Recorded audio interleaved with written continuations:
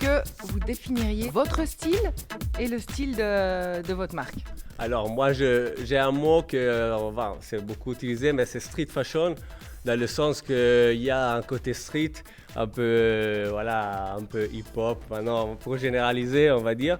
Mais il y a aussi le côté classe, le côté de la recherche des tissus, les coupes et tout, c'est vraiment travaillé, étudié au détail. C'est un peu le mélange de ce que je suis et ce que je ressens, surtout en cette période.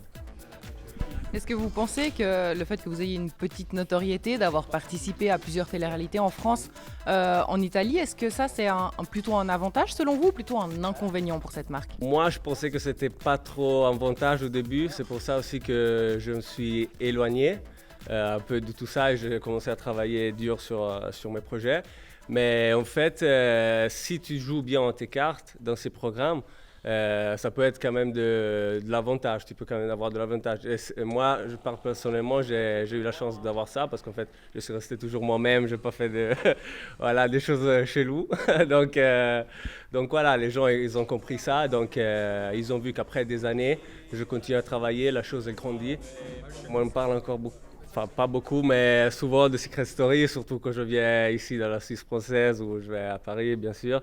Mais je cherche de montrer aux gens c'est plus que ça, tu vois.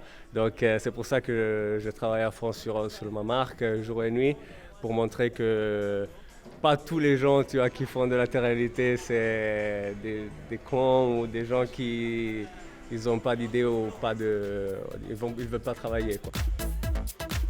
Quelle star ou quelle célébrité vous rêveriez de voir porter vos créations? Je rêverais pour exemple Wiz Khalifa car c'est un de mes fans et j'aime bien comme il est. Non, un de mes fans. Moi je suis fan de lui plutôt, quoi.